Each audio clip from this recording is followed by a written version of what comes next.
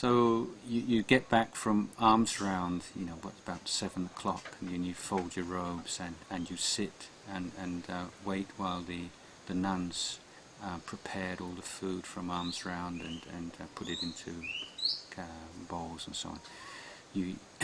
But before you do that, you take a lump of sticky rice and make a ball out of it, put it in the bottom of your bowl, and then you sit meditation until the meal. But even though the food, as I say, was pretty harsh and wasn't very much there at all. Young monks, you're in your 20s, you only eat one meal a day. You've been up since 3 o'clock in the morning. You probably walk 6 or 7 kilometers on Bindabat, carrying a heavy bowl with a few kilos. You're hungry, pretty much whatever. And Ajahn Chah, Luang Por Chan, was talking about those early days, and he said he always had a really good appetite, whatever, And of course, you'd sit there, and Ajahn Chah would be at the head, looking down at you. You'd be on 2 rows in front of him, so everyone would feel he had his eyes on you.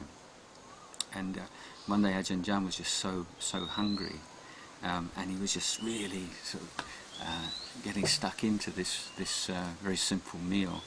And suddenly, he had this sort of sense of hairs prickling on it, and he was aware that Ajahn Chah was looking at him, and he just felt this incredible sense of guilt and remorse. Ajahn Chah seeing me completely lose my mindfulness and be completely engrossed in this food, and expecting to be blasted or some kind of admonition from Ajahn Chah. And then he looked again, and he was so moved, because what he saw in Ajahn Chah's face, it was just like the face of a father who sees his son, having a good meal after a really long day, and it was just totally unexpected to see that kind of warmth and sympathy. It's not that Ajahn Chah wasn't warm or sympathetic, but in that particular context, when you're taught that you have to be very mindful, you're not eating for taste, and to be very moderate and so on, that a time when he's basically just really enjoying the food, that there should be the kind of that understanding. Yeah, in the end, he's just a young man and he's hungry, and so that was very.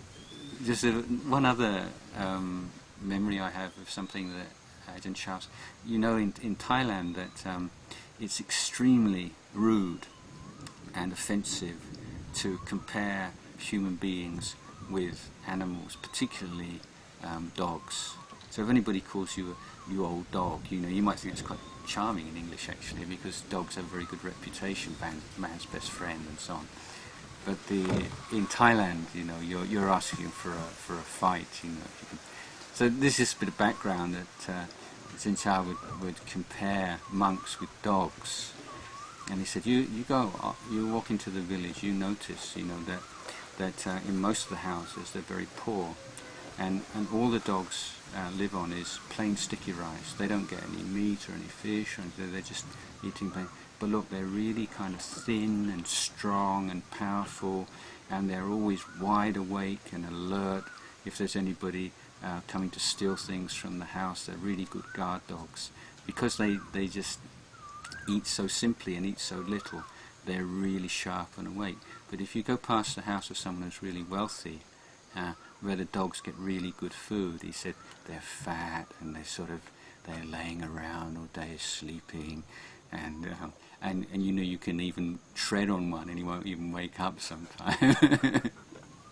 And so he says, in this way, living in the forest where the food is very poor is not necessarily always a bad thing.